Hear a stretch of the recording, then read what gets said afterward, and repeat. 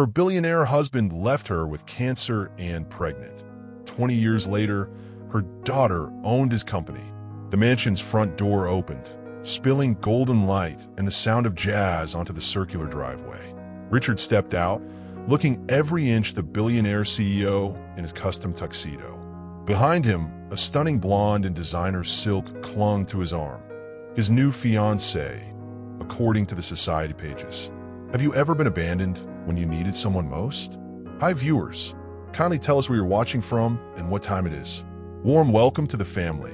Enjoy the story.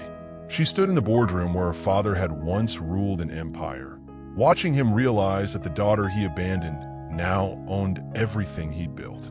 20 years after he left her mother to die pregnant and homeless in the Atlanta snow, Ava Hale had returned, not for reconciliation, but for justice.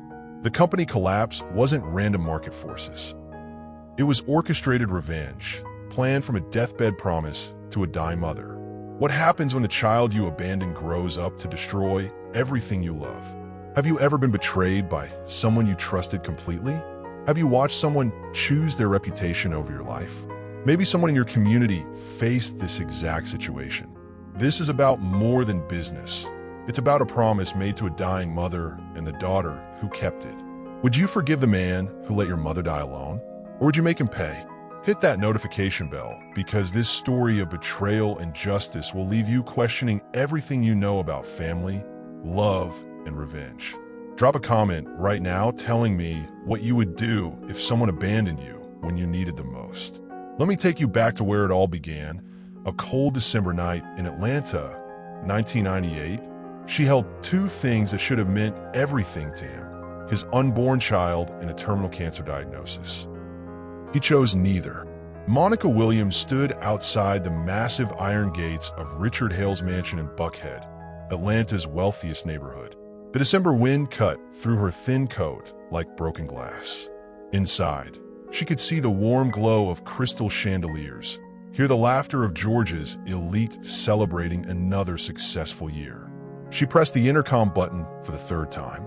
Please just tell him Monica's here. Tell him it's about our baby. The security guard's voice crackled through static. Ma'am, I've told you twice. Mr. Hale is hosting the annual Christmas gala. He's not available for personal matters. Personal matters. Their love had been reduced to personal matters. Monica's hand moved to her belly, where life grew despite the cancer eating away at her body. 6 months pregnant and fighting for 2 lives, hers and the baby's. The doctors in Houston had been clear. She needed immediate treatment, but the experimental therapy would cost more money than she'd see in 5 lifetimes. Richard had the money. More importantly, Richard had made promises. The mansion's front door opened, spilling golden light and the sound of jazz onto the circular driveway. Richard stepped out, looking every inch the billionaire CEO in his custom tuxedo. Behind him, a stunning blonde in designer silk clung to his arm. His new fiancée, according to the society pages. Monica's heart hammered as she watched him walk toward the gate. Even now, even after everything, he was still the most beautiful man she'd ever seen. The same dark eyes that had whispered promises in hospital break rooms during her nursing shifts. The same hands that had traced her face and sworn they'd build a life together. Monica, his voice was cold, professional. The voice he used in boardrooms, not bedrooms. You can't be here. I'm dying, Richard. The words came out smaller than she intended. The baby. Our baby needs you too. There is no our anything. He glanced back at the mansion, where faces pressed against windows, watching the drama unfold. This is embarrassing. For both of us. Embarrassing. Monica gripped the iron bars between them. I'm carrying your child, and you're worried about embarrassment? Richard's jaw tightened. You're carrying a mistake. A complication that I've already resolved. He pulled a folded check from his jacket pocket, sliding it through the bars. Monica saw the amount and felt sick. Enough money to disappear quietly, but not enough to save 2 lives. This is generous, Richard continued. More than fair for services rendered. But understand this clearly. I am not a father. You are not my responsibility. And that baby, He paused, his eyes flickering with something that might have been regret. "That baby will never be a Hale." The blonde called from the doorway. "Richard, darling, your guests are waiting." Monica watched the man she'd loved choose his image over their child, choose his reputation over her life, choose everyone else over them. "You used to say I was your angel," Monica whispered, tears freezing on her cheeks. Richard straightened his tie, already turning away. "Angels don't get pregnant, Monica, and they don't embarrass the men they claim to love." The iron gates stayed locked between them as Richard walked back to his party. Monica pressed her face against the cold metal, watching him rejoin his world, a world where she'd never belonged, where their baby would never be welcome. Inside the mansion, the music swelled. Outside, Monica collapsed to her knees in the Atlanta snow. The security guard found her 20 minutes later, unconscious and blue-lipped. As the ambulance sirens wailed through Buckhead's pristine streets, Richard's party continued without interruption. But inside Monica's dying body, something stronger than heartbreak was growing. A daughter who would inherit more than her mother's eyes. A daughter who would inherit her mother's fire. What would you do if someone you loved turned their back on you like this? Have you ever been abandoned when you needed someone most? Drop your thoughts in the comments and let me know, because this story is just getting started. As Richard's limousine disappeared into the Atlanta night with his new fiancée, Monica lay in the hospital fighting for 2 lives. She didn't know it yet, but she was about to give birth to the woman who would destroy everything Richard Hale had built. Tell me in the comments, do you believe in karma? Because what happens next will make you question everything you know about justice, revenge, and a mother's love. She arrived in Detroit with $27, a dying body, and an unborn child who would inherit more than her mother's eyes. She'd inherit her mother's fire. The Greyhound bus pulled into Detroit's downtown station at 6:47 a.m. on January 15th, 1999. Monica pressed her hand against the frosted window, watching the industrial skyline emerge from winter fog. Smokestacks and steel mills stretched toward a gray sky. But to Monica, it looked like possibility. $27. That's what remained after the bus ticket from Atlanta. She'd left Georgia with nothing but Richard's pathetic check, her nursing uniform, and a promise she'd made to herself in that hospital bed. This baby would never beg for love. This baby would never stand outside locked gates. "End of the line, honey," the bus driver called out, his voice gentle. "You got somewhere to go?" Monica smiled, one hand on her belly. "I'm going home." She'd never been to Detroit in her life. The New Hope Baptist Church sat on Corktown's east side, its red brick facade weathered but proud. Pastor Williams had sounded kind on the phone when Monica called from the Atlanta hospital, responding to a classified ad she'd found in a nursing magazine. Christian families needed for church community support program. "We take care of our own here," he'd said, "especially mothers who need a fresh start." Monica climbed the church steps, her breath forming clouds in the Michigan cold. The heavy wooden doors opened before she could knock. "You must be Monica." The woman who greeted her was built like a fortress, solid, unshakable, with eyes that had seen everything and judged nothing. "I'm Sister Dorothy. Pastor Williams sent me to watch for you." Inside, the church buzzed with quiet activity. Women folded clothes at long tables. Children colored in corners. Men repaired broken chairs and painted walls. It felt like family, the kind Monica had never had growing up in Houston's foster system. Cancer, right? Sister Dorothy didn't dance around hard truths.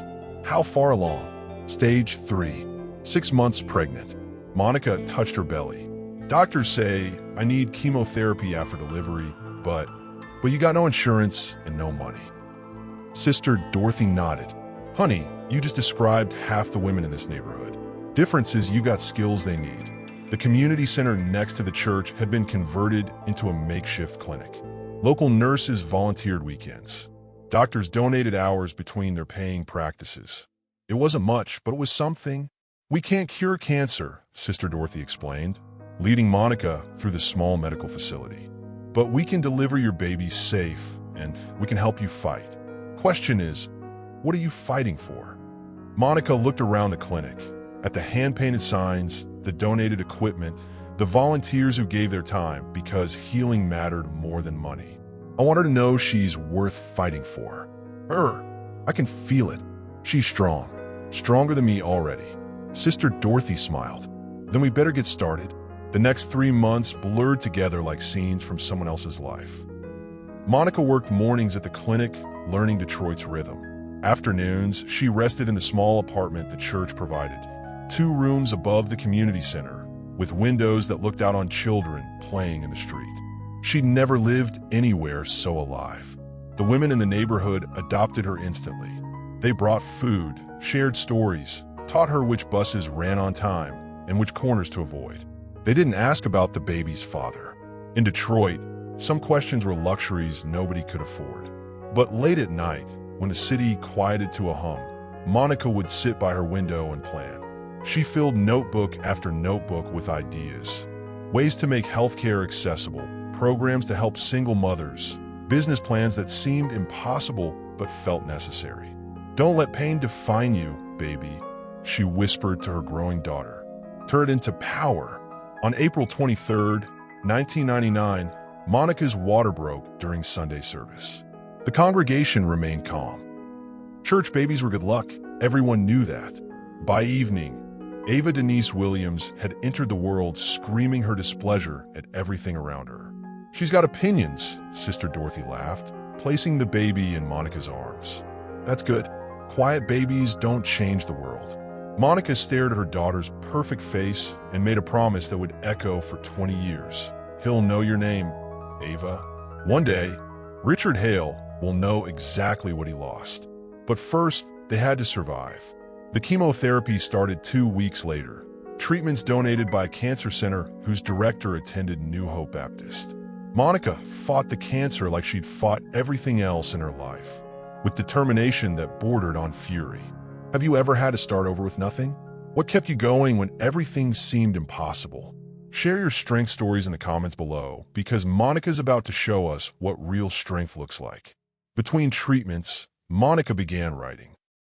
Not just plans this time, but strategies. Detailed notes about business, about power, about the kind of empire that could be built by someone who understood both poverty and possibility. She was writing her daughter a roadmap to justice. While other kids played with dolls, 5-year-old Ava was learning that the world had rules, and that sometimes you had to rewrite them. The Detroit Public Library became their second home. Every Tuesday and Thursday, Monica would bundle Ava onto the city bus for their weekly adventure. While other mothers checked out children's books, Monica headed straight for the business section. "Why do we always sit here, Mama?" 5-year-old Ava traced her finger along the mahogany table where Monica spread financial magazines like treasure maps. "Because knowledge is the only inheritance I can guarantee you, baby." Monica opened Fortune magazine to an article about corporate mergers. "See this man here? He owns 30 companies. Started with nothing, just like us." Ava studied the photograph of a stern-faced businessman shaking hands in a boardroom. "Is he nice?" Monica considered the question carefully. "Rich people don't have to be nice, Ava. They have to be smart. That's why we're here." At 5, Ava was already reading at a high school level. The librarians called her gifted. The teachers called her advanced. Monica called her dangerous, in the best possible way. "Tell me about my daddy again," Ava would ask during their quiet moments, usually when Monica was tired from treatments but trying to hide it. Monica had practiced this conversation in mirrors, perfecting the balance between truth and protection. "Your daddy is a very important businessman in Georgia. He had to make difficult choices about his life, and sometimes those choices meant he couldn't be with us. Does he know about me?" "He knows." Monica touched Ava's cheek. "But knowing and understanding are different things, baby. Someday, when you're older, you'll understand the difference too." The cancer went into remission when Ava turned 6. The doctors called it miraculous. Sister Dorothy called it stubborn faith. Monica called it unfinished business. The universe wasn't done with her yet. By age 7, Ava had memorized the Forbes list of America's richest people. She could explain stock markets to adults and calculate percentages in her head faster than most people could use calculators. Other children found her strange. Monica found her perfect. Why don't I have grandparents like other kids? Ava asked one evening while helping Monica prepare dinner in their small kitchen. You have better, Monica replied, stirring spaghetti sauce. You have a whole community that loves you. Sister Dorothy, Pastor Williams, Mrs. Johnson from downstairs, they chose to be your family. That's stronger than blood. But what about Daddy's family? Monica set down her wooden spoon and knelt to meet Ava's eyes. Some people think family is about money and appearance. They think love has to look a certain way, come from certain places. Your daddy's family, they have rules about who deserves love. That's stupid. Yes, it is. But stupid people with money can cause a lot of damage, baby. That's why you need to be smarter than them. When Ava turned 8, Monica finally showed her the photograph. They sat on Monica's bed, the evening light filtering through their small apartment windows. Monica opened a manila envelope she'd kept hidden in her closet and pulled out a newspaper clipping from the Atlanta Business Journal. This is your father. Ava studied the image, a tall man in an expensive suit standing beside a gleaming mansion. Richard Hale, CEO of Hale Industries. Net worth, $2.3 billion. He's handsome, Ava said quietly. Yes, he is. And he's powerful. And he's everything I'm going to teach you to become. I want to meet him. You will. Monica's voice carried absolute certainty. But when you do, it won't be as someone begging for his attention. It'll be as someone who owns everything he thinks matters. Ava traced her finger along the photograph. Ow! Monica smiled and pulled out a thick notebook, the one she'd been filling for 8 years. This is your inheritance, baby. Not money, not jewelry, not a trust fund. This is something more powerful. The notebook contained everything. Richard's business partnerships, his competitors' weaknesses, market trends in his industries, political connections, social vulnerabilities. Monica had spent years building a detailed map of Richard Hale's empire. Every successful person has patterns, Monica explained, flipping through pages of handwritten notes. They shop at certain stores, vacation in certain places, make the same kinds of deals. Your father thinks he's untouchable, but everyone has pressure points. What's a pressure point? It's a place where you apply just enough force to change everything. Monica closed the notebook and looked at her daughter seriously. But first, you need to be ready. You need to be smarter, stronger, and more patient than anyone expects. Did someone teach you that your circumstances don't define your potential? Tag that person in the comments and tell them thank you, because what Monica was about to teach Ava would change everything. Over the next 7 years, Monica homeschooled Ava in the mornings and enrolled her in Detroit's most competitive programs in the afternoons. Math competitions, debate teams, business camps for gifted children. Ava absorbed everything like desert sand soaking up rain. But more importantly, Monica taught her daughter about power. Real power, not the kind that comes from inherited money, but the kind that comes from understanding how the world actually works. Remember, Monica would say as they walked through Detroit's financial district, pointing up at gleaming office towers, rich people aren't smarter than us. They just had more opportunities. When you create your own opportunities, you become unstoppable. When Ava turned 15, Monica knew her time was running out. The cancer had returned, aggressive and determined. But she had one last gift to give her daughter. Not just truth, but a complete battle plan. The real inheritance was about to begin. Monica knew she was dying, but she had one last gift to give her daughter. Not just truth, but a roadmap to justice. The Detroit Medical Center's oncology wing hummed with quiet efficiency. Monica had been here before, but this time felt different. This time, the doctor spoke in gentle voices and avoided direct eye contact. 15-year-old Ava sat beside her mother's hospital bed, pretending to read a business textbook while actually memorizing every word the medical team whispered in the hallway. How long? Ava asked when they were alone. Monica didn't insult her daughter with false hope. 6 months, maybe less. The experimental treatment in California costs $400,000. Monica's smile held no bitterness, only acceptance. Money we don't have. Fighting a war I'm too tired to win. Ava's composure cracked. At 15, she was brilliant, driven, focused, but she was still a child watching her mother die. "I can't do this without you." "Yes, you can." Monica reached for the leather journal on her bedside table, the same notebook she'd been filling for 15 years. "Because you won't be doing it without me. Everything I know, everything I've learned, everything I've planned, it's all in here." The journal was thick, worn from years of careful documentation. Monica had filled every page with details about Richard Hale's business empire, his personal weaknesses, his social connections, his financial vulnerabilities. "This isn't just information, baby. This is a 15-year strategic plan." Ava opened to the first page and read aloud. Phase 1, academic excellence. Phase 2, corporate infiltration. Phase 3, acquisition and judgment. "I've mapped out every step," Monica explained, her voice growing stronger as she talked about the future she designed. Which schools to attend, which professors to befriend, which companies to target for employment. "I've identified his competitors, his suppliers, his political connections. I know where he banks, where he vacations, who he trusts."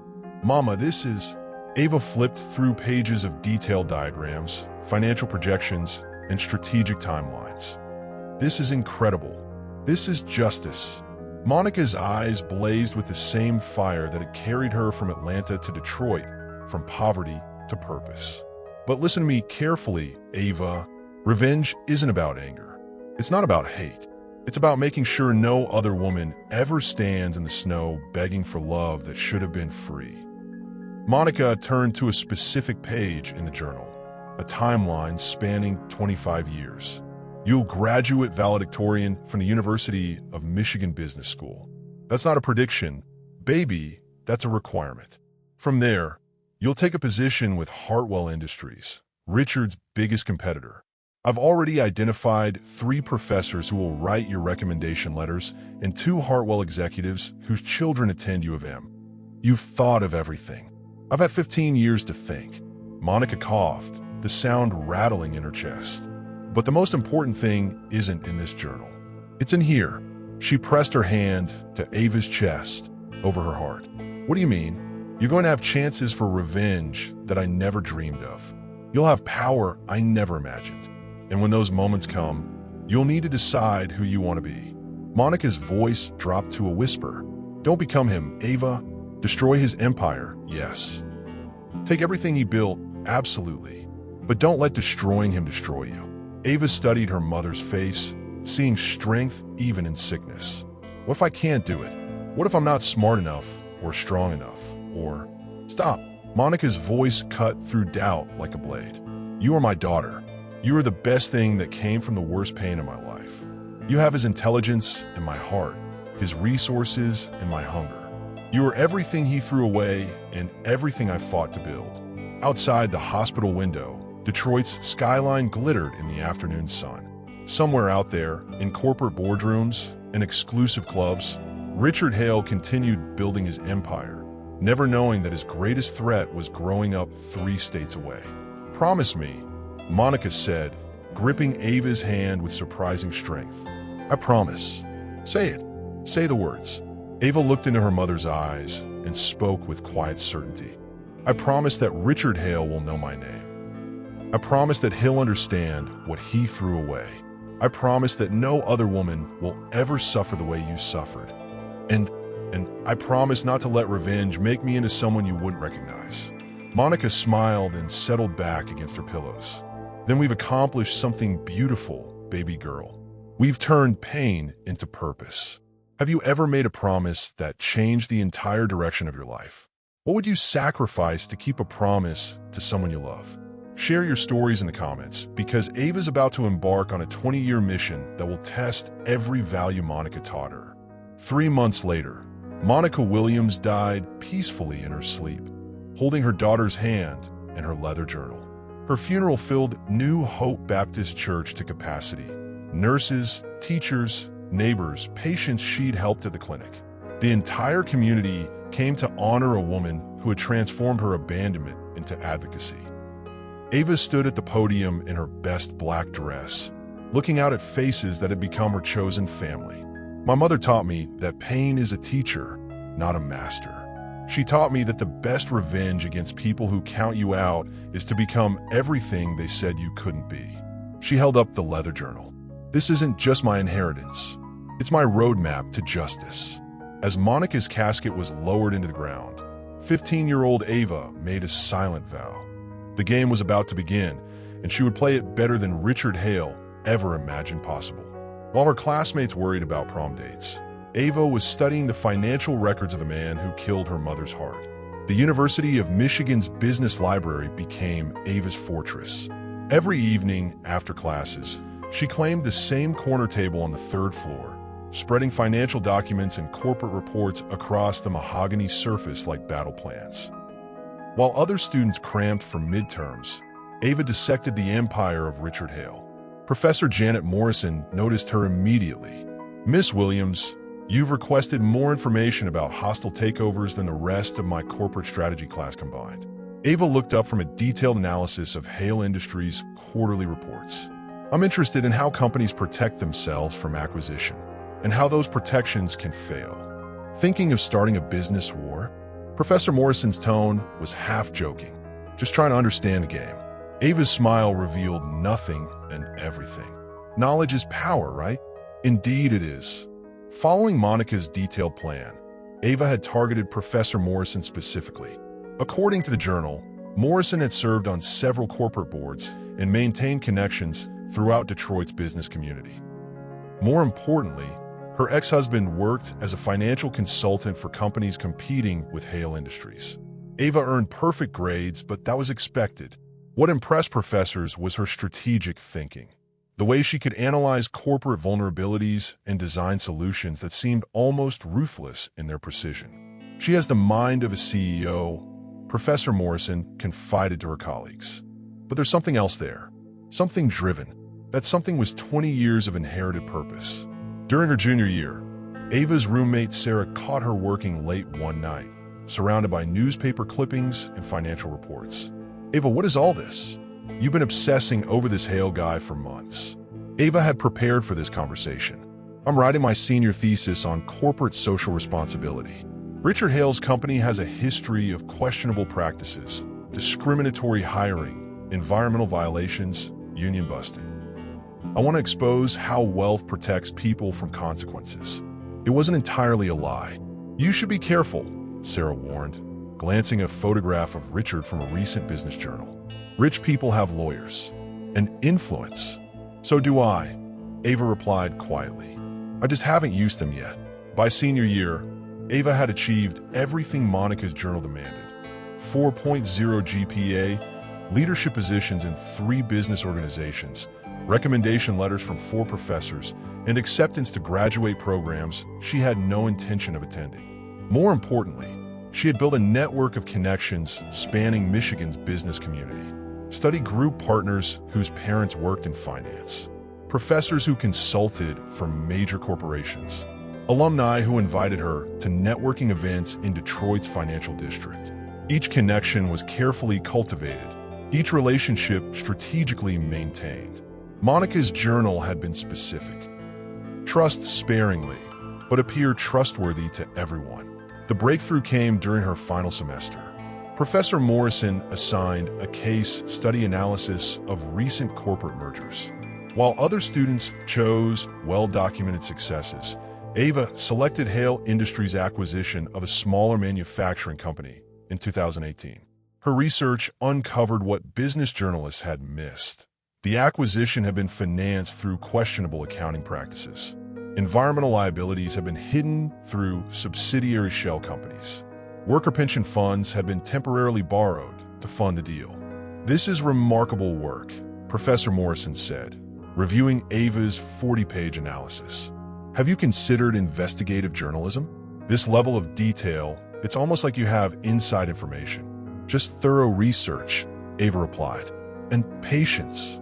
What she didn't mention was the network of informants she'd carefully built. Former Hale Industries employees who'd been laid off during cost-cutting measures, suppliers who'd been squeezed for better terms, competitors who'd been crushed through questionable tactics. Monica's journal had mapped these contacts years in advance.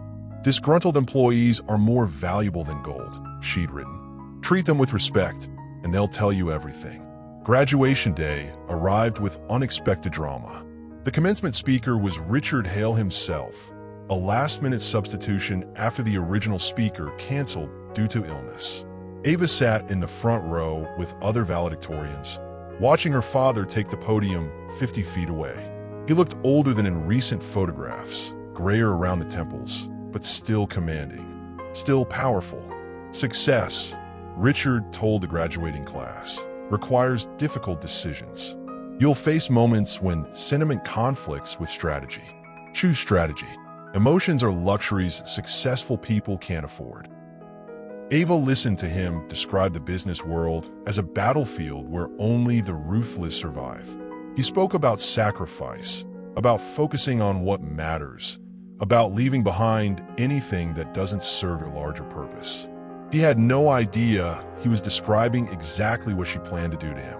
When her name was called as valedictorian, Ava walked across the stage with Monica's leather journal tucked inside her graduation gown. As she accepted her diploma, she looked directly at Richard Hale.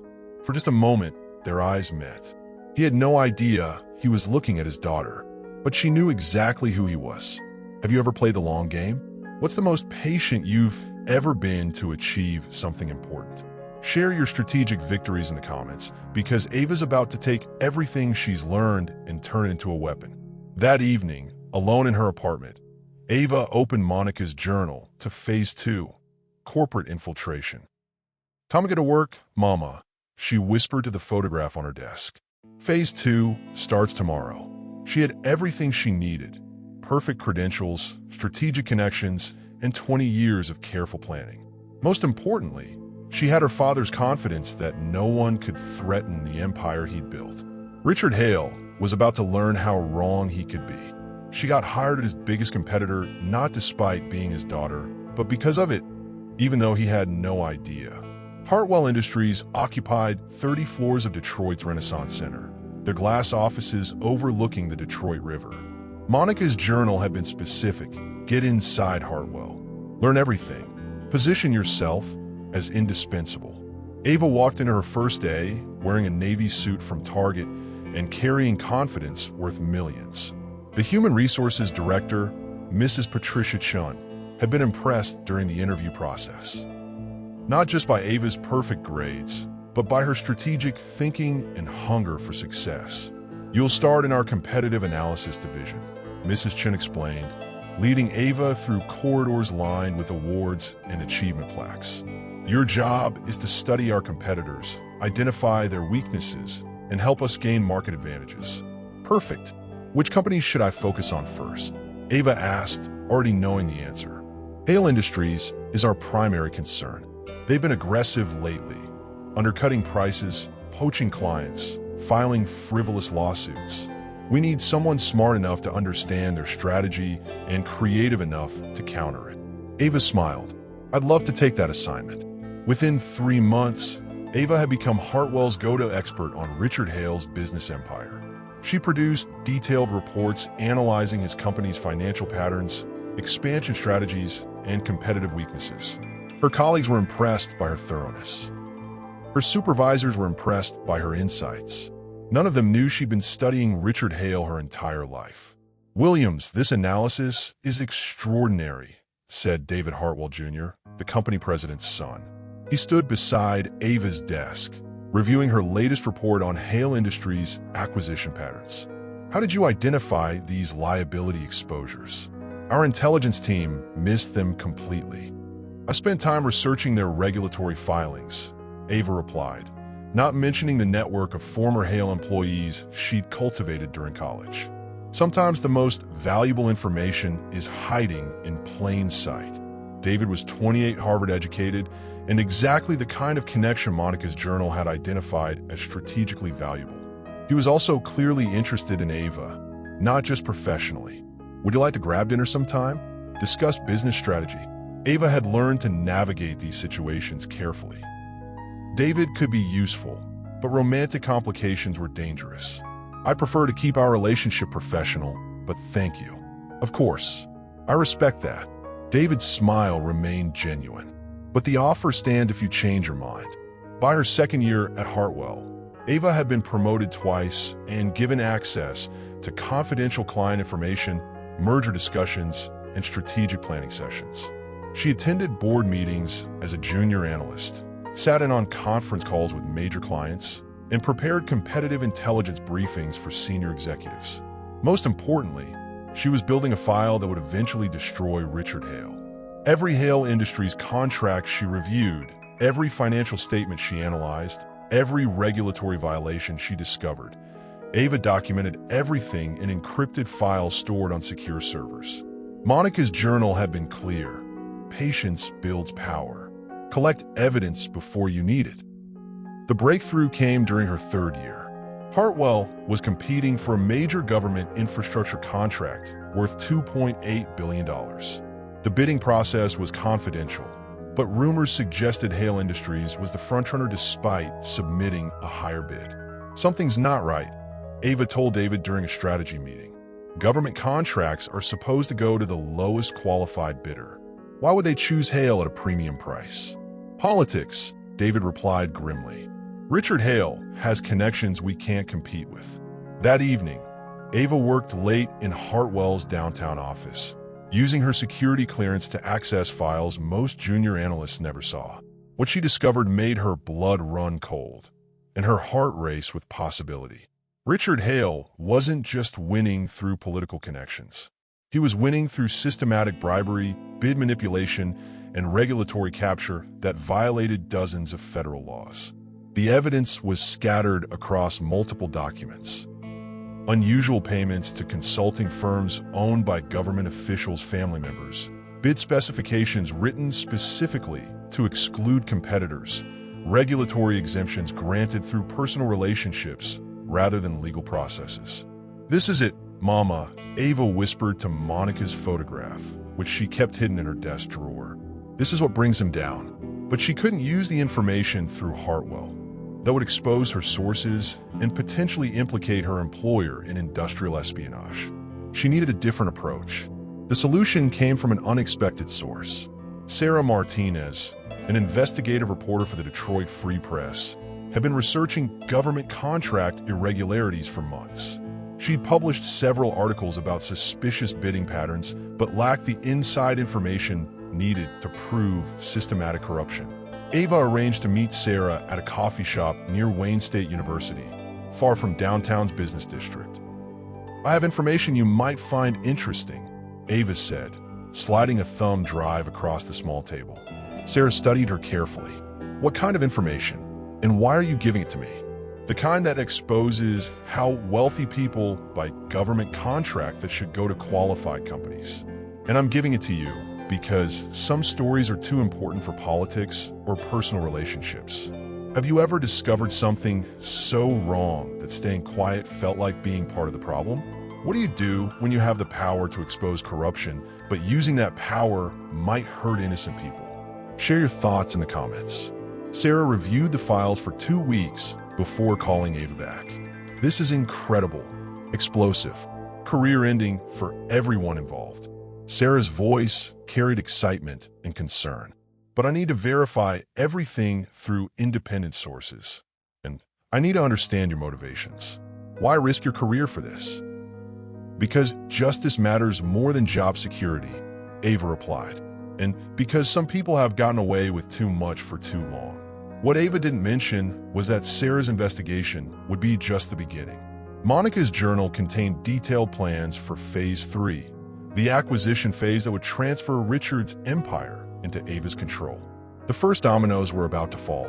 They called it market forces when Richard's empire began to crumble, but every disaster was carefully orchestrated by the daughter he never knew he had. The Detroit Free Press published Sarah Martinez's investigation on a Tuesday morning in March. The headline read, "Corruption in Concrete: How Hale Industries Bought Billion-Dollar Government Contracts." By 10 a.m., federal investigators had opened 3 separate inquiries. By noon, Hale Industries' stock price had dropped 23%. By closing bell, Richard Hale had lost $400 million in paper wealth. Ava watched the financial news from Hartwell's break room, sipping coffee while her colleagues celebrated their competitor's misfortune. Couldn't happen to a nicer guy, David Hartwell Jr. commented, loosening his tie as he joined Ava at the table. Richard Hale has been screwing over honest businesses for years. Do you think the allegations are true? Ava asked, maintaining perfect professional curiosity. With his track record? Absolutely. David shook his head. My father always said Hale was dirty. We just could never prove it. The investigation expanded rapidly. Within 2 weeks, FBI agents had raided Hale Industries' headquarters in Atlanta, seizing computers, financial records, and internal communications dating back 15 years. The Securities and Exchange Commission opened a parallel investigation into potential securities fraud. The Department of Justice launched a criminal probe into bid rigging and public corruption. But the real damage came from unexpected sources. Former Hale Industries employees began coming forward with stories of discriminatory hiring practices, unsafe working conditions, and systematic wage theft. Environmental groups produced evidence of illegal waste disposal at Hale construction sites. Labor unions documented decades of union-busting tactics that violated federal law. It was as if every grievance, every complaint, every injustice that Richard had buried through wealth and influence suddenly exploded into public view. Ava knew this wasn't coincidence. It was strategy. Monica's journal had identified dozens of potential witnesses, victims, and whistleblowers over the years. During college and her early career, Ava had quietly contacted many of them, not to encourage lawsuits or complaints, but simply to listen, to acknowledge their experiences, to let them know someone cared about their stories. Now, seeing Richard Hale finally facing consequences, they found the courage to speak publicly. Williams, I need you to prepare a comprehensive analysis of Hale's situation, David requested during their weekly strategy meeting. How bad is this for them? What are their options? How should we position Hartwell to benefit from their difficulties? Ava spent 3 days crafting a report that accurately predicted Richard's next moves while positioning Hartwell to capitalize on every opportunity. She knew Richard's playbook because Monica had studied him for 20 years, his patterns under pressure, his typical responses to crisis, his financial and legal vulnerabilities. This is brilliant work, David said, reviewing her 30-page analysis. You've anticipated scenarios our senior partners missed. How did you develop such insight into crisis management? I study people, Ava replied simply, especially people who think they're invincible. By summer, Hale Industries was hemorrhaging clients, facing hundreds of millions in legal settlements, and struggling to maintain basic operations. Richard had fired 3 law firms, replaced his entire public relations team twice, and burned through most of his liquid assets defending against government investigations. The stress was showing. Recent photographs showed him looking older, thinner, more desperate than a confident CEO who had spoken at Ava's graduation. But Ava felt no satisfaction watching his suffering. This wasn't about cruelty, it was about justice. About ensuring that no other woman would ever stand in the snow begging for love from a man who valued his reputation more than human life. The end game approached faster than even Monica's journal had predicted. In September, Hale Industries' largest bank called in $340 million in loans, citing concerns about the company's ability to survive ongoing legal challenges. 2 major insurance companies canceled policies covering Hale's construction projects. The company's credit rating dropped to junk status. Richard was forced to sell assets to maintain basic operations.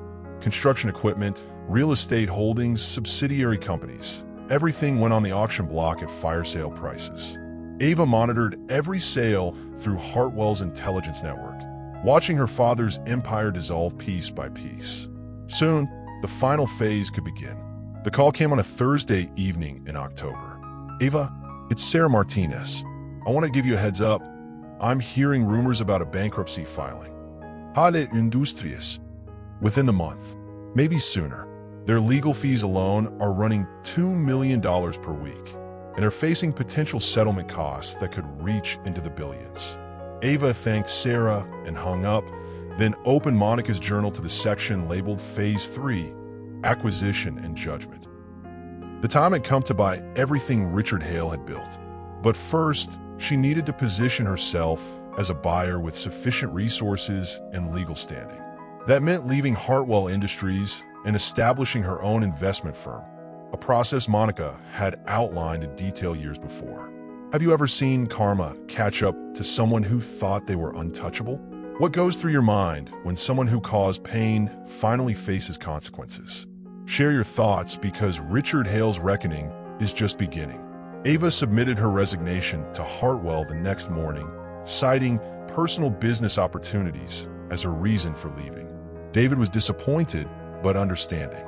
"Whatever you're planning, I'm sure you'll be successful," he said, shaking her hand at his office. "You have the best strategic mind I've ever worked with." If only he knew the strategy she was executing had been 23 years in the making. The company Richard built over 30 years was sold in 30 minutes to a buyer he'd never heard of, but whose mother he'd never forgotten. Ava registered Denise Capital Management on a cold November morning, naming her investment firm after her middle name. The name Monica had chosen to honor the grandmother Ava had never met. The office was small, just 3 rooms in Detroit's financial district, but it had everything she needed: secure internet, encrypted communications, and privacy. The startup capital came from an unexpected source. Sister Dorothy had called 3 weeks earlier with shocking news.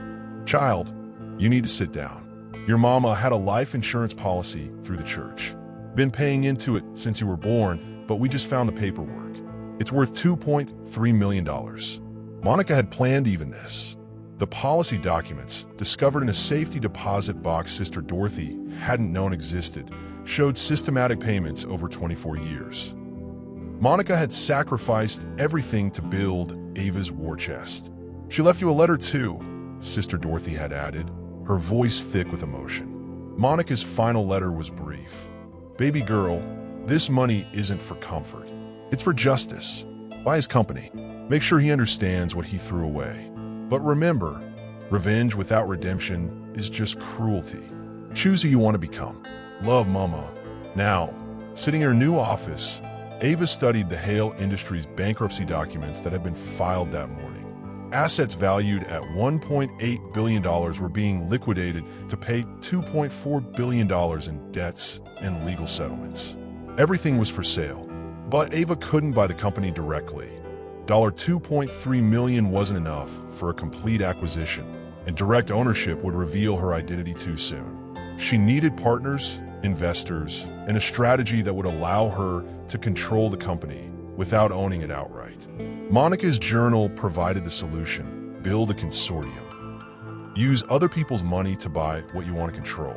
Over the next 3 weeks, Ava assembled a group of investors with their own reasons for wanting to acquire Hale Industries. A private equity firm looking for distressed assets, a construction company seeking vertical integration, a real estate development group interested in Hale's property holdings. Each investor contributed capital in exchange for specific assets or divisions. Ava contributed the smallest amount of money, but retained management control through carefully structured agreements. On paper, she was just the general partner of an investment consortium. In reality, she was about to own Richard Hale's empire. The bankruptcy auction took place in a sterile conference room in Atlanta's federal courthouse. Ava flew down the night before, staying at a modest hotel 6 blocks from the mansion where her mother had collapsed in the snow 25 years earlier. She walked past the mansion that evening, noting how much smaller it looked than in her childhood imagination. The iron gates still gleamed, but the gardens seemed ordinary now. The house where Richard had chosen his reputation over his family was just a building, impressive but not intimidating. The auction began at 9 a.m. sharp. Ava sat in the back row, wearing a simple black suit and carrying a leather portfolio containing Monica's journal. She'd studied this moment in detail, but experiencing it felt surreal. Richard entered the courtroom at 9:15, flanked by 2 lawyers and looking like a man attending his own funeral.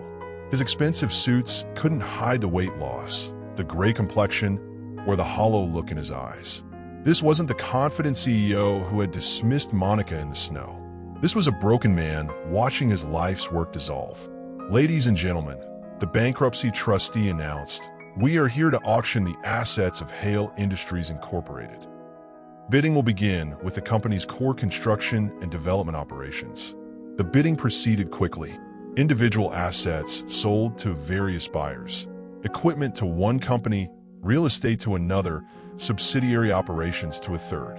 But the crown jewel, the core business that bore Richard's name, remained.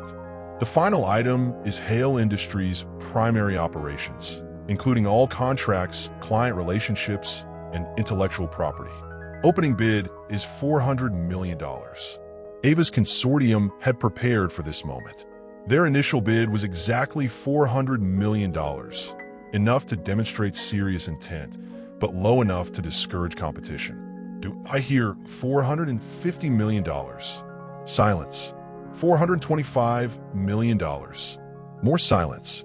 The economic damage from federal investigations had scared away most potential buyers, who wanted to inherit the legal liabilities and regulatory scrutiny that came with the Hale Industries name. Going once, going twice. $410 million, called a voice from the middle of the room. Ava turned to see a representative from Thompson Construction, a smaller company she hadn't expected to bid seriously. $415 million, Ava's representative responded calmly.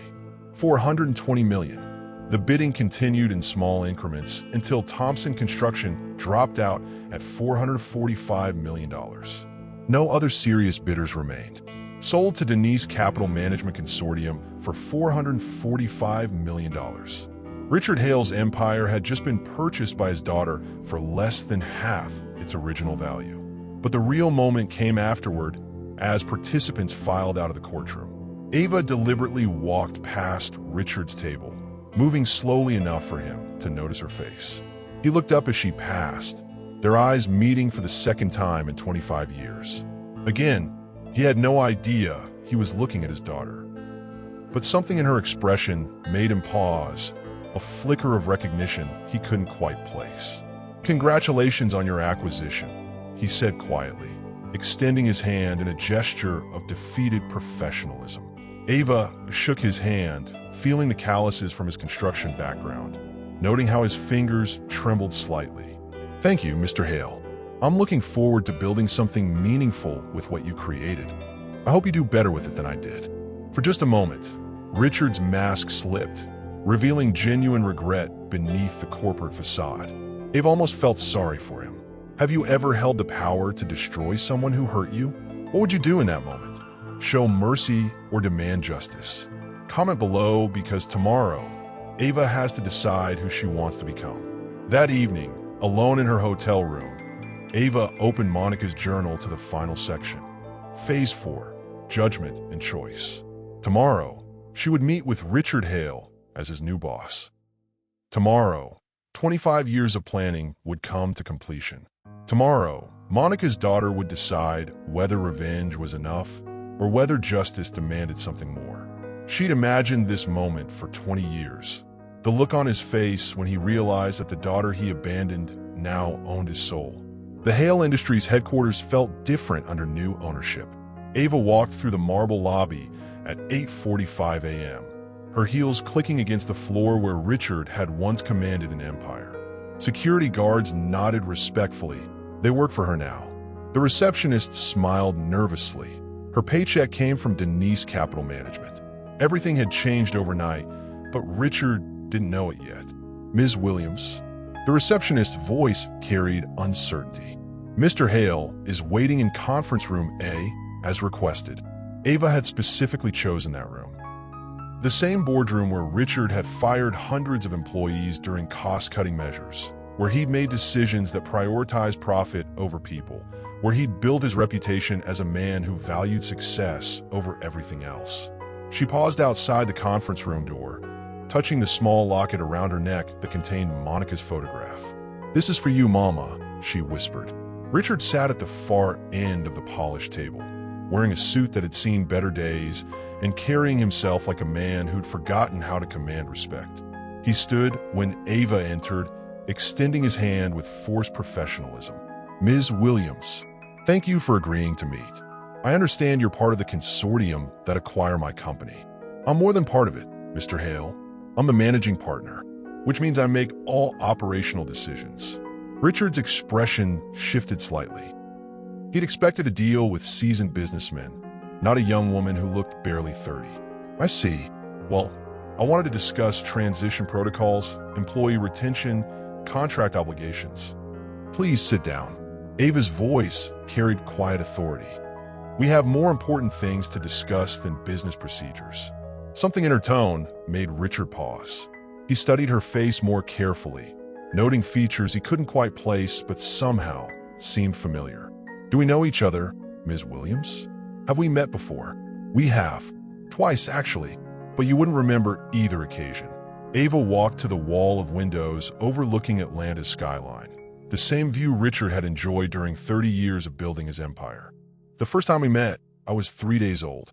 You came to the hospital in Houston, took one look at me, and told my mother I wasn't your responsibility. Richard's face went pale. I don't understand. The second time was at my college graduation. You gave the commencement speech about success requiring difficult decisions. You said emotions are luxuries successful people can't afford. Ava turned to face him directly. Do you remember what else you said that day? Ms. Williams, I think there's been some confusion. You said successful people must be willing to sacrifice anything that doesn't serve their larger purpose. Ava's voice remained calm, controlled. You were describing exactly what you did to my mother and me 25 years ago. The color drained completely from Richard's face. His hands began to shake as understanding crashed over him like a wave. Monica Williams, the nurse you met in Houston. The woman you promised to marry. The woman you left pregnant and dying in the snow outside this very building. Richard slumped into a chair as if his legs could no longer support him. You're her daughter. I'm your daughter, Richard. The complication you resolved. The mistake you paid to disappear. For long moments, silence filled the conference room. Richard stared at Ava as if seeing a ghost, while she watched him process 25 years of consequences he'd never imagined. She died, Richard finally whispered. Monica died, didn't she? 8 years ago. Cancer. The same cancer that was killing her when she begged you for help outside your Christmas party. Ava's composure never wavered. She died in a Detroit hospital, surrounded by people who loved her. People who chose to love her when you chose not to. I didn't know. You didn't want to know. Ava opened her portfolio and placed Monica's leather journal on the table between them. But she knew. She knew exactly who you were, what you'd become, and how to ensure you faced consequences for your choices. Richard stared at the journal with growing horror. What is that? 25 years of strategic planning. Every business decision you made, every weakness in your empire, every relationship you relied on. My mother documented all of it. She taught me everything I needed to know to destroy what you built. The investigation, the bankruptcy. That was you. That was justice. Ava sat down across from him, her voice gentle but implacable. Sarah Martinez's investigation relied on information I provided. The witnesses who came forward have been contacted and encouraged by me over several years. The financial pressure that forced your bankruptcy was carefully orchestrated through legal market activities. Richard put his head in his hands. My God, what have I done? You abandoned a woman who loved you and a child who needed you because you were afraid of what other people might think. Ava's voice carried no anger, only truth. You chose image over integrity, wealth over family, comfort over courage. Can you ever forgive me? The question hung in the air like smoke. Ava had imagined this moment countless times, but she'd never been certain how she would answer when it came. What would you say to the person who abandoned you? Would you choose revenge or redemption? Have you ever had the power to destroy someone who hurt you and had to decide whether or not to use it? Share your thoughts in the comments. I can do something better than forgiveness, Richard. I can give you a choice. Ava placed a contract on the table beside Monica's journal. You can walk away from this room with your dignity intact and never see me again. Or you can stay and help me build something that honors the woman you threw away. Richard looked up, confusion replacing despair. I don't understand. My mother didn't raise me to be cruel, even to people who were cruel to her. She raised me to break cycles, not continue them. Ava smiled for the first time since entering the room. So, I'm offering you something you never offered her, a second chance. She'd spent 20 years planning his destruction, but Monica's final letter contained something Ava never expected, a choice. Richard stared at the contract with trembling hands, unable to focus on the legal language through his shock and confusion. I don't understand what you're offering. Ava leaned back in her chair, studying the man who had haunted her mother's dreams and shaped her own destiny. He looked smaller now than the giant who had dominated her imagination. Older, frilier, humbled by consequences he'd never anticipated. What I'm offering is a chance to matter, to build something meaningful with whatever years you have left. But why? After everything I did, everything I failed to do, because destroying you won't bring my mother back, and because she raised me to be better than the pain that created me. Ava stood and walked to the window again, looking out at Atlanta's sprawling metropolis. Somewhere in this city, in hospitals and clinics and emergency rooms, women were facing impossible choices because healthcare remained a privilege instead of a right. My mother died because she couldn't afford the treatment that might have saved her life. She died because the system treats poor people as disposable. She died because men like you control resources that could save lives, but you'd rather build bigger mansions than better hospitals. Ava. Richard's use of her name was tentative, uncertain. Don't call me that. Not yet. You haven't earned the right to be my father. Richard flinched as if she'd struck him. Then what should I call you? Ms. Williams. Or boss? Because that's what this is, a job offer. Ava returned to the table and opened the contract, pointing to specific clauses she'd spent weeks crafting with the help of Detroit's best healthcare lawyers. The Monica Williams Memorial Foundation, a nonprofit organization dedicated to providing emergency medical care to families who can't afford treatment. Free cancer screenings, subsidized chemotherapy, emergency surgery funds, everything my mother needed but couldn't access. Richard studied the documents, his business mind automatically analyzing the financial projections and operational requirements. This would cost millions. Exactly. Money you'll never miss because you'll be working for free. No salary, no benefits, no golden parachute. Just the opportunity to spend your remaining years serving people you've spent your life ignoring. You want me to run a charity? I want you to understand what my mother understood. That wealth without compassion is just sophisticated selfishness. That power without purpose is just organized cruelty. Richard was quiet for several minutes, reading through the foundation documents with growing comprehension. The scope was massive. Mobile clinics for underserved neighborhoods, partnerships with medical schools to provide free student services, research grants for diseases that affected the poor more than the wealthy. The board of directors, he noted, scanning the organizational structure, will include community leaders from Detroit, Atlanta, and Houston. People who understand healthcare inequity because they've lived it. People who will hold you accountable for every decision. And if I refuse? Ava's smile held no warmth. Then you walk out of this building unemployed, unemployable, and alone. You spend whatever time you have left explaining to yourself why you chose pride over purpose twice in one lifetime. Richard set down the contract and looked at his daughter, really looked at her for the first time. Her mother's eyes, but harder. Monica's determination, but colder. His intelligence, but focused by pain he'd caused. What would she think? He asked quietly. Monica, what would she think of this offer? She'd think you were getting more mercy than you deserved.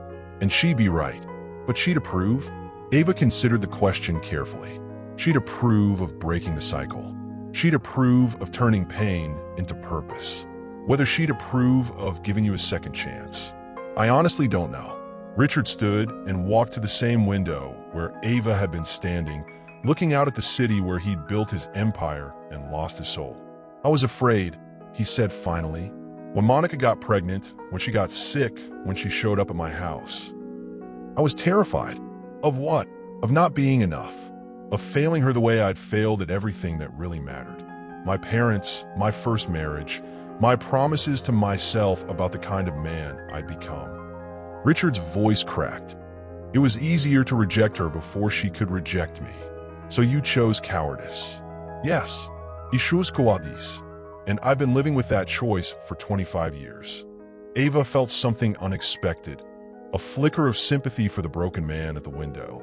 Not forgiveness. That would take time if it ever came at all. But recognition that pain could make people cruel, just as it could make them strong. Have you ever been so afraid of failing that you guaranteed failure by not trying? Have you made choices from fear that you've regretted for years?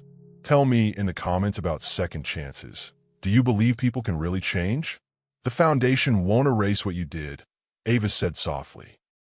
It won't bring my mother back or give me the childhood I should have had, but it might prevent other families from facing the choices we faced. Richard turned from the window, his eyes red, but his voice steady. What I need to do? Sign the contract. Report to the Detroit office Monday morning. And understand that you're starting over from nothing. No reputation, no connections, no shortcuts. Just the opportunity to serve people who have every reason not to trust you. Richard picked up the pen with hands that no longer shook. Will there ever be a chance for us? As father and daughter. Ask me again in 5 years, Ava replied. After you've proven that Monica Williams raised a daughter worth knowing, and that Richard Hale might finally become a man worth forgiving. Instead of destroying the man who destroyed her mother, Ava offered him something more powerful, the chance to build something that would honor Monica's memory. Richard signed the contract with hands that shook from emotion rather than fear. As his signature dried on the page, 25 years of consequences crystallized into a single moment of choice. He was no longer a billionaire CEO. He was an employee of his own daughter, working for free to serve people he'd spent decades ignoring. Pack your personal items, Ava instructed as they left the conference room. You have until Friday to transition your remaining responsibilities. Monday morning, you'll report to the foundation offices in Detroit.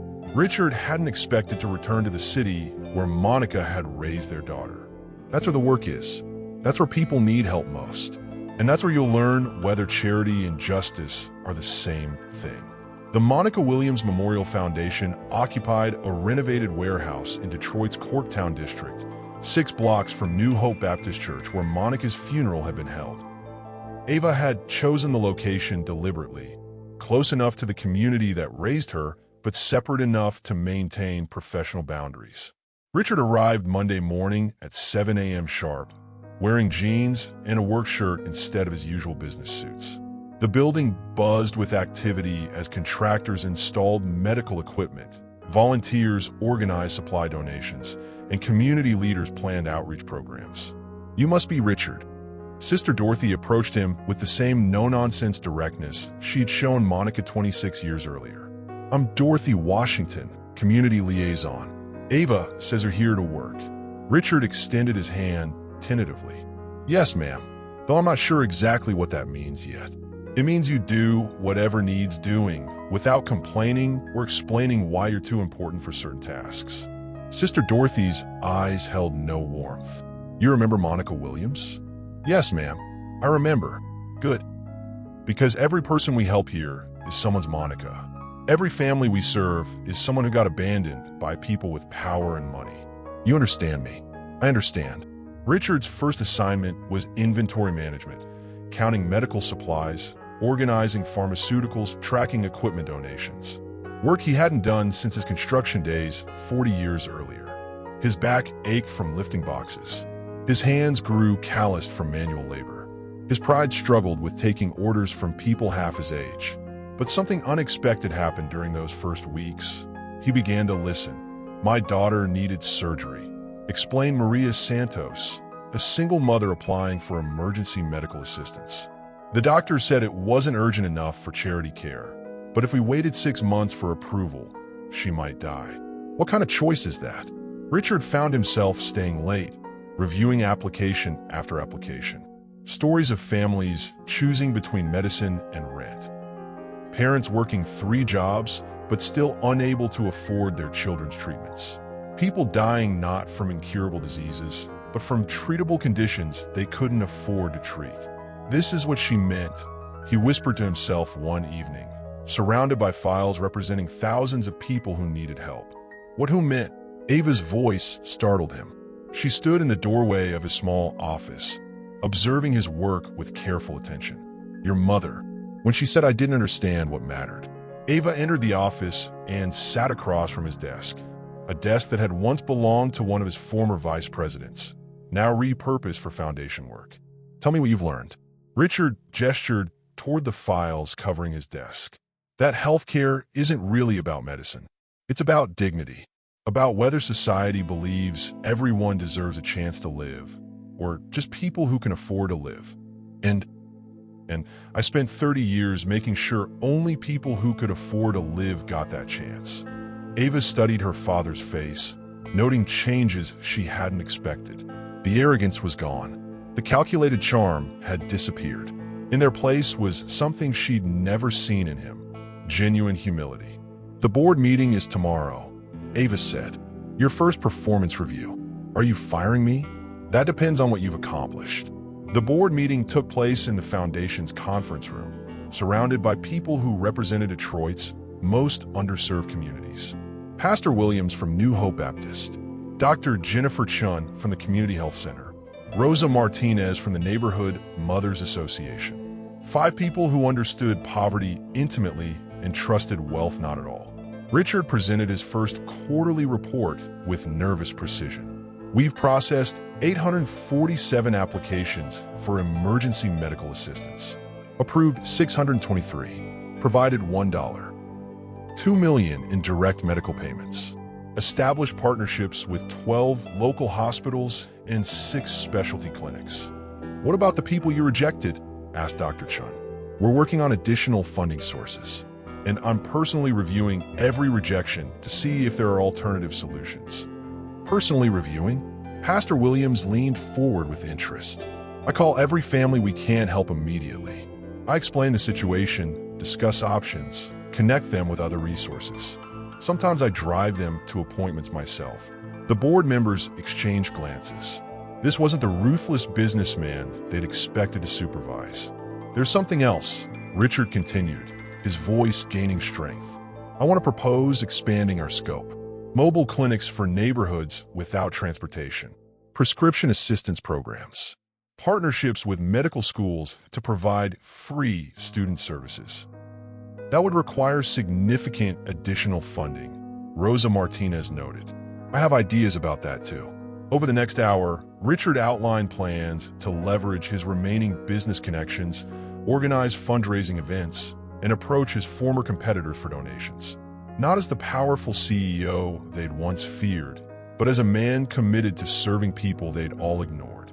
Do you believe someone can truly change after decades of selfish behavior? Have you ever seen genuine transformation in someone who seemed beyond redemption? Share your thoughts in the comments because Richard Hale is about to surprise everyone, including himself. After the board members left, Ava remained behind with Richard. They're impressed, she admitted. I didn't expect that. Neither did I. Richard gathered his papers slowly.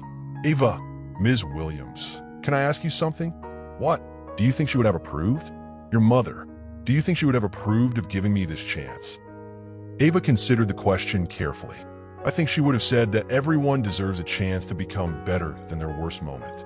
But she also would have said that chances mean nothing without change. And do you think I'm changing? Ask me again in a year.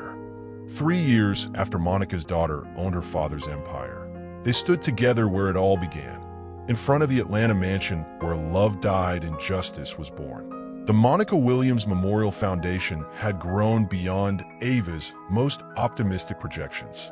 What started as a single clinic in Detroit now operated in 12 cities across 3 states. Mobile medical units served rural communities. Prescription assistance programs helped thousands of families afford life-saving medications. Emergency surgery funds had saved 342 lives in the past year alone. Richard stood in front of his former mansion, which was being converted into the Foundation's Atlanta headquarters. Construction crews worked to transform the ballroom, where he'd once hosted parties for Georgia's elite, into a community health center. The kitchen where expensive catered meals had been prepared would soon serve free lunches for families waiting for medical appointments. "Strange seeing it like this," Richard said, watching workers remove the iron gates that had separated his wealth from Monica's desperation. Ava stood beside him, holding blueprints for the renovation. "It's perfect seeing it like this. Your mother would have loved this irony. She would have loved the justice." The transformation had taken 3 years of careful planning and community engagement. Richard had insisted on personally meeting with every neighborhood leader, every community organization, every family who might be affected by the foundation's presence in their area. "Mr. Hale, why should we trust you?" Mrs. Patterson from the Vine City Neighborhood Association had asked during one of those meetings. "You built your fortune by keeping people like us out of places like this." Richard's answer had been simple and direct. "Because I have 3 years of work to show you, and the rest of my life to prove I meant it." The proof was evident in the statistics. The Detroit Foundation had processed over 15,000 medical assistance applications. Average response time had dropped from 6 weeks to 3 days. Patient satisfaction ratings consistently exceeded 95%. More importantly, the foundation had become a model for healthcare equity programs across the country. But the real measure of Richard's transformation wasn't in numbers, it was in moments. Like the time he'd driven through a snowstorm to personally deliver insulin to a diabetic child whose family couldn't afford the prescription. Or when he'd stayed overnight in a hospital waiting room with an elderly man whose surgery the foundation was funding, because the man had no family and was afraid to face the operation alone. "You know what I realized?" Richard said, watching crews hang a portrait of Monica in the mansion's former parlor. "I spent 30 years trying to build a legacy people would remember. Turns out the only legacy worth having is the one that helps people after you're gone." Is it your way of saying you're proud of the foundation? That's my way of saying I'm grateful your mother raised you to be merciful. Ava studied Richard's profile, noting how much he'd changed over 3 years. The expensive clothes were gone, replaced by practical work attire. The calculated smile had been replaced by genuine warmth when he interacted with patients and families. Most importantly, the desperate need for approval and status had been replaced by quiet satisfaction in serving others. "There's something I need to tell you," Ava said, pulling an envelope from her purse. Richard tensed. After 3 years of proving himself, was she about to end their arrangement? "What is it?" "A letter. From Mama. She left instructions that I wasn't supposed to read it until the foundation had been operating successfully for 3 years." Richard's hands trembled slightly as Ava handed him Monica's final message. The letter was brief, written in Monica's careful handwriting. "My dearest Ava, if you're reading this, then you've accomplished something I never imagined possible. You've given the man who broke my heart a chance to heal other people's pain. I'm proud of your strength, but I'm prouder of your mercy. Richard, if you're reading this too, then you've learned what I always hoped you'd understand. That love isn't about what you can get from people, it's about what you can give them. Take care of each other. You're the only family either of you has left. Love always, Monica." Richard wiped tears from his eyes as he finished reading. She planned this too, even the timing of when you'd read it. She planned everything, including forgiveness I wasn't sure I could give. They stood in comfortable silence, watching construction workers transform a monument to selfishness into a beacon of service. The irony wasn't lost on either of them. Monica Williams, who had died without adequate health care, was now saving lives through the very resources that had once been denied to her. "Ava," Richard said quietly, "can I ask you something I've been wondering about for 3 years?" "What?" "Why didn't you just destroy me completely? You had the power. You had the justification. Why offer redemption instead of revenge?"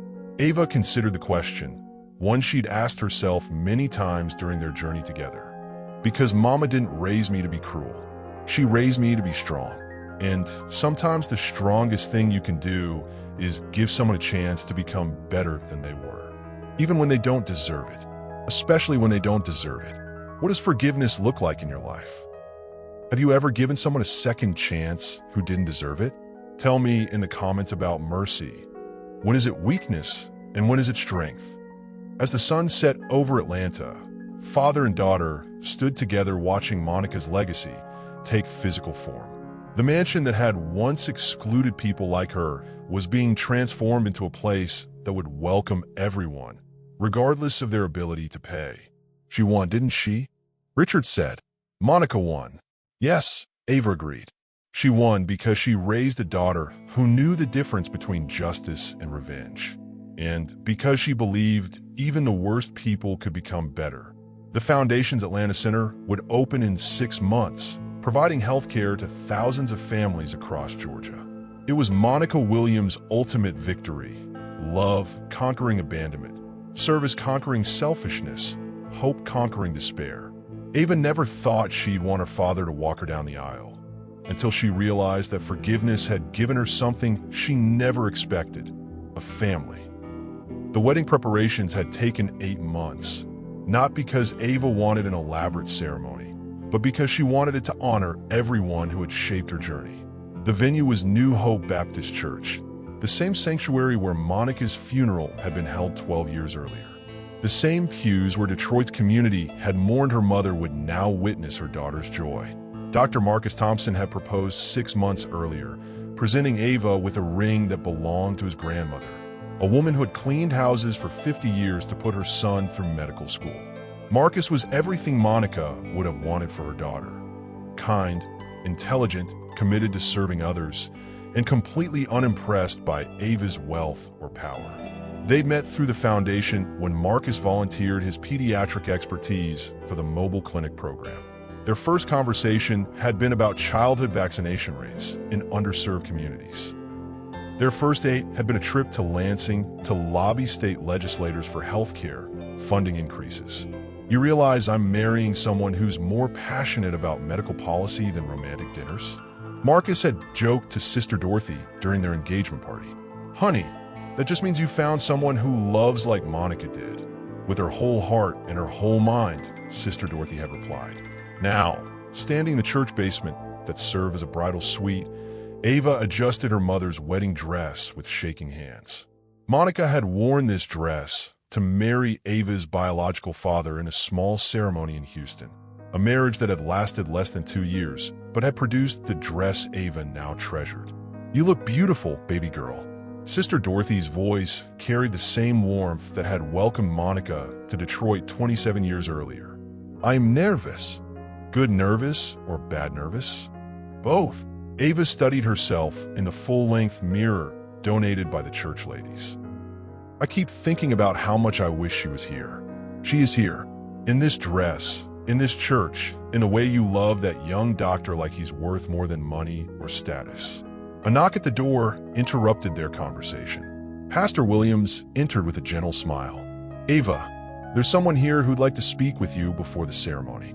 Richard stood in the church hallway wearing a simple black suit and holding a small wrapped gift. Over 4 years of working together at the foundation, their relationship had evolved from employer and employee to something approaching father and daughter.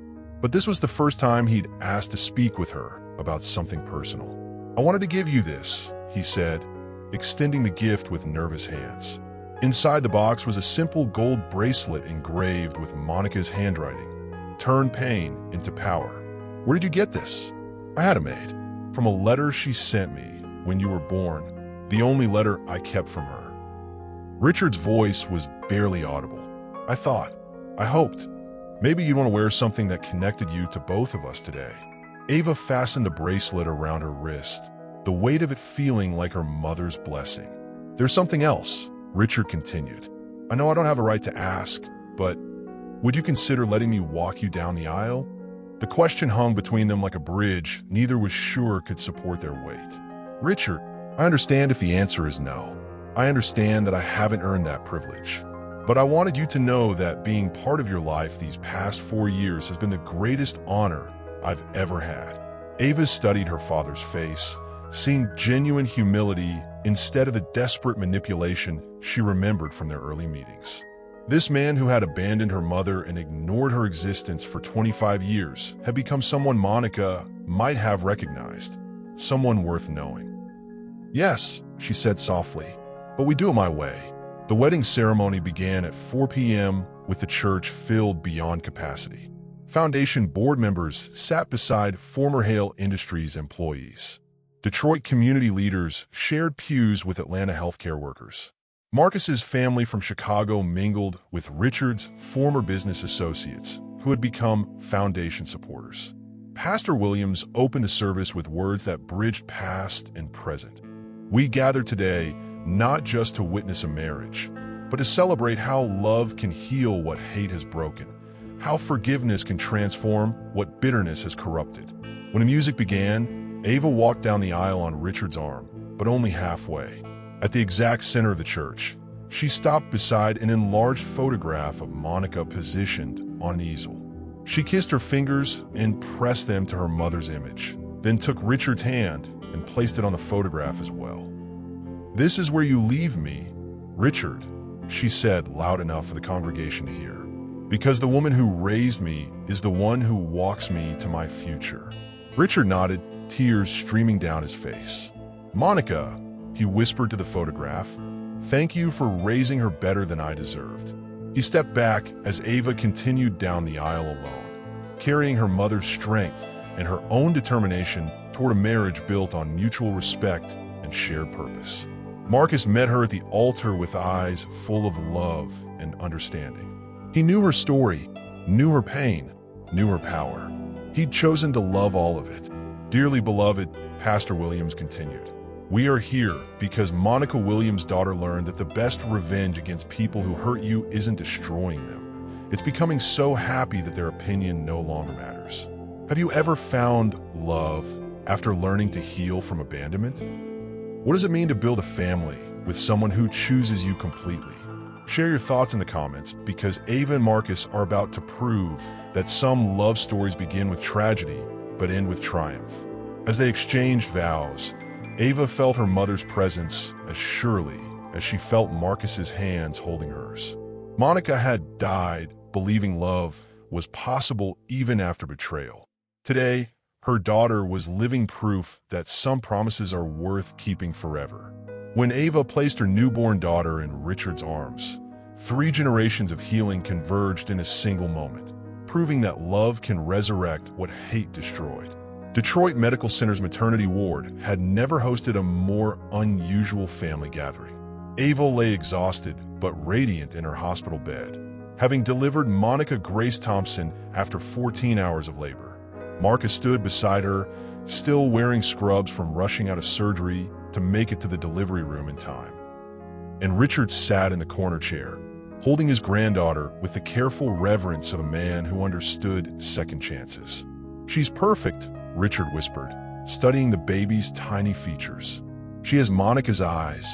She has your stubborn chin," Ava replied, watching her father cradle the daughter he'd never held, holding the granddaughter he'd never imagined meeting. Baby Monica Grace had arrived 2 weeks early, as if eager to meet the world that had been prepared for her arrival.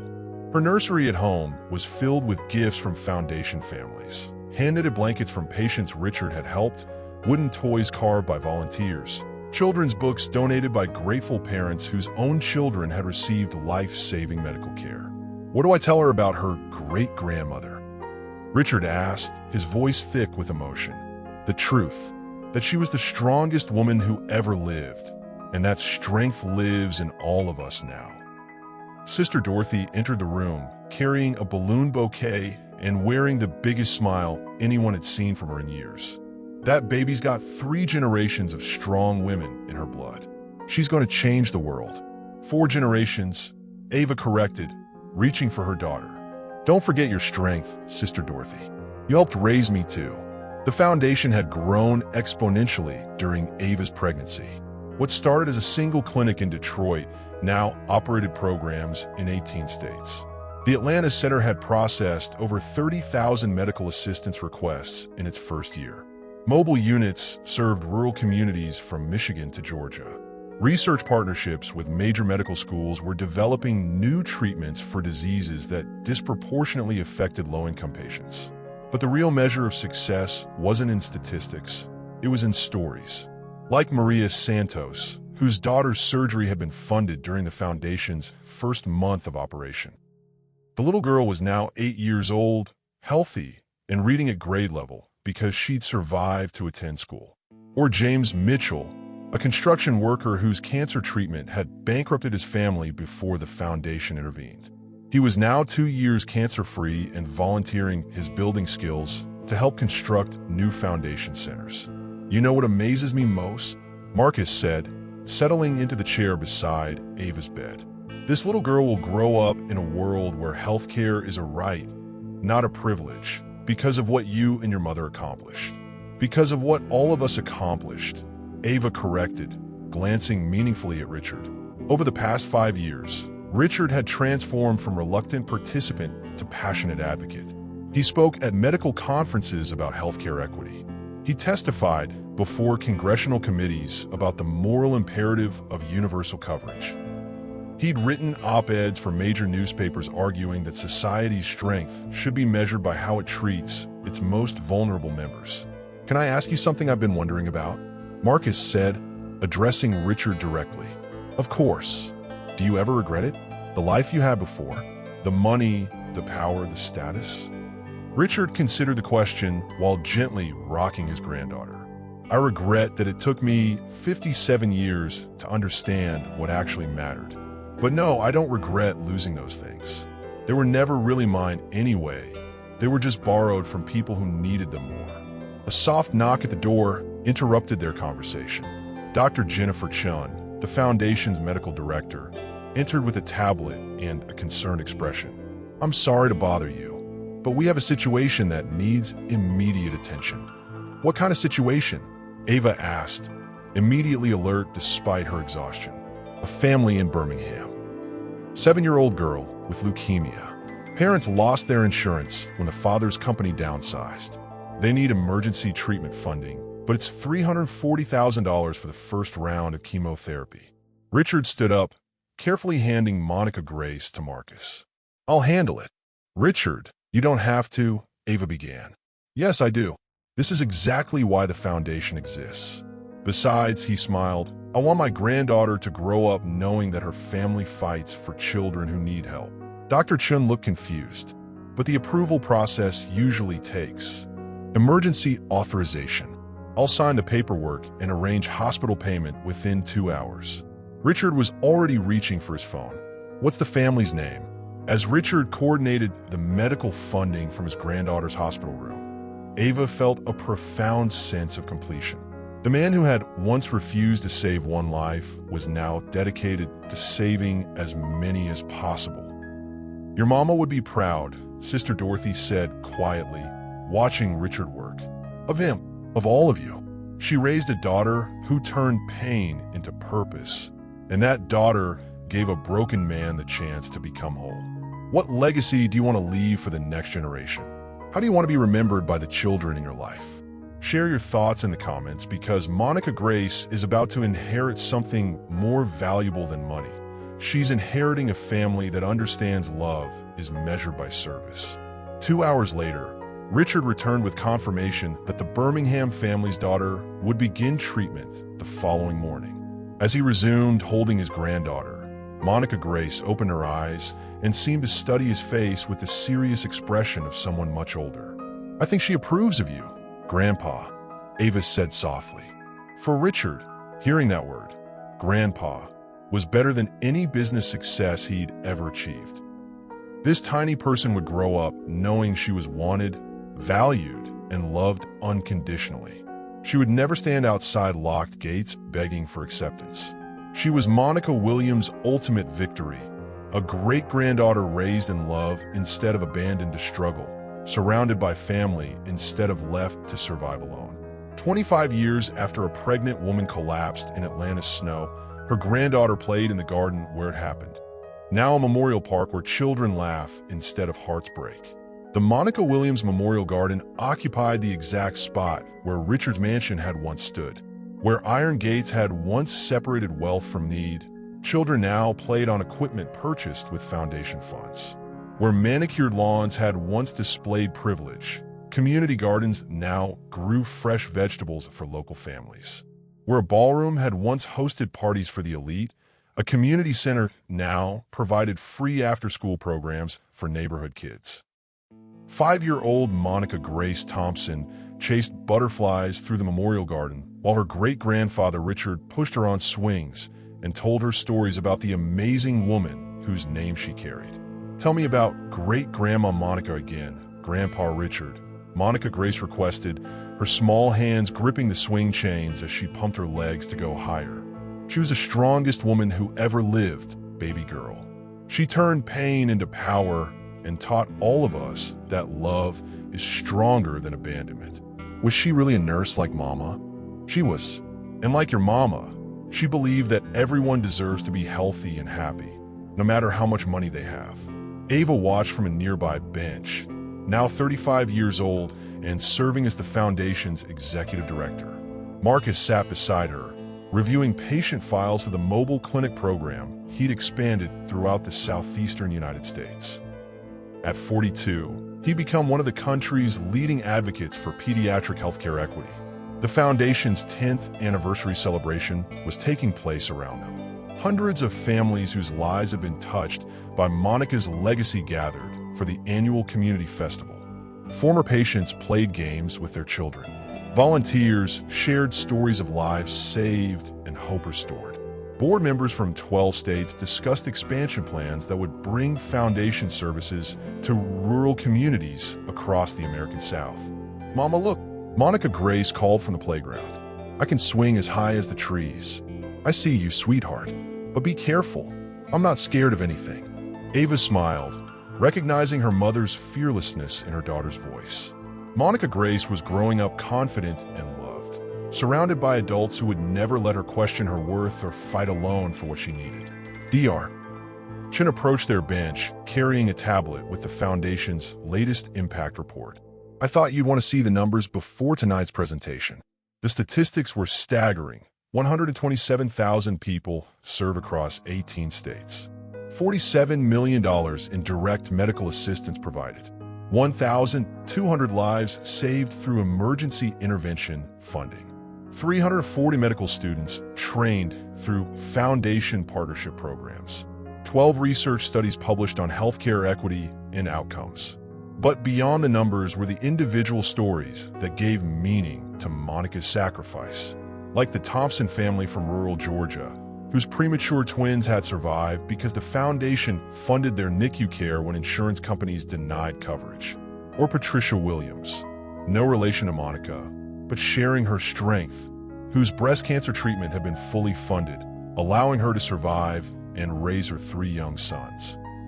Or the Martinez family, whose teenage daughter's diabetes management was supported through the Foundation's prescription assistance program, enabling her to become the first person in her family to attend college. "Your mother would be amazed," Richard said, joining Ava on the bench while Monica Grace continued playing with other children. "She will be proud that her pain became so many people's healing." Richard, now 73, had aged gracefully into the role of grandfather and foundation elder statesman. His hair was completely gray, his face lined with years of genuine concern for others, but his energy remained focused on service.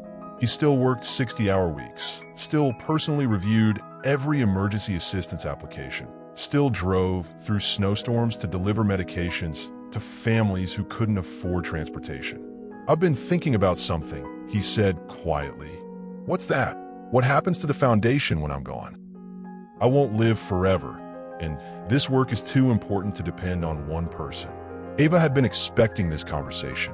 At 73, Richard's health remained good, but succession planning was responsible leadership.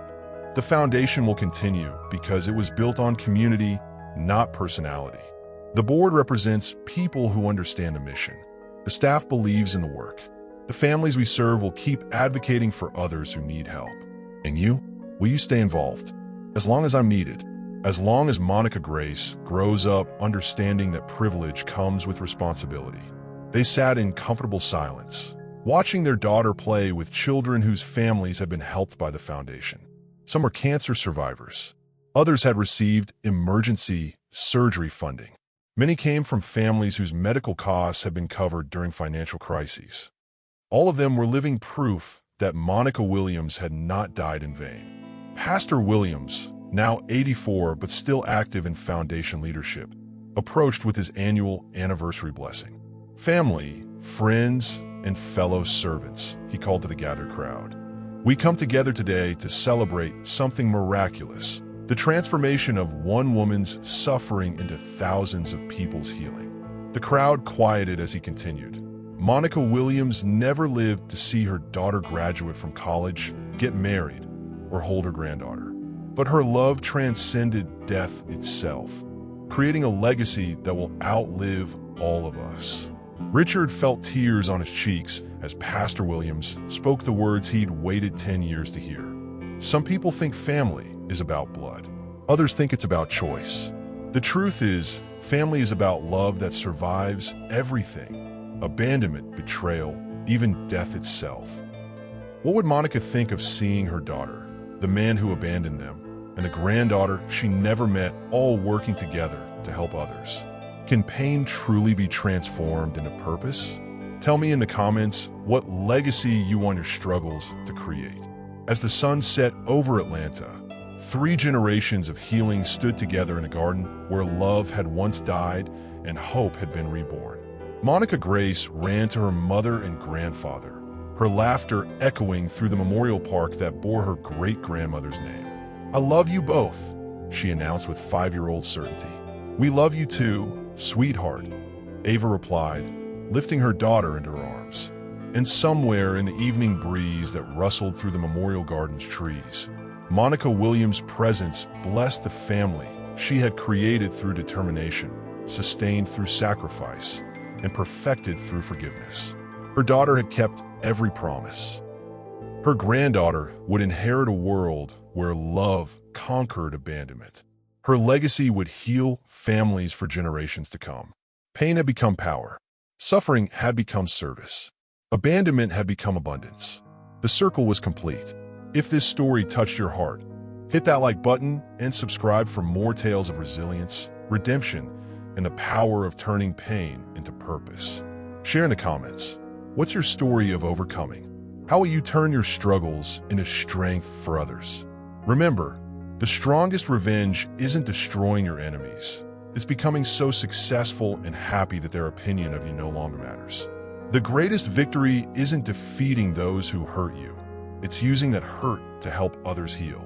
Your story isn't over yet. Your pain has purpose. Your struggle has strength. Keep rising, keep fighting, and keep loving. Because sometimes the most beautiful families are the ones we choose to create from the ashes of what others destroyed.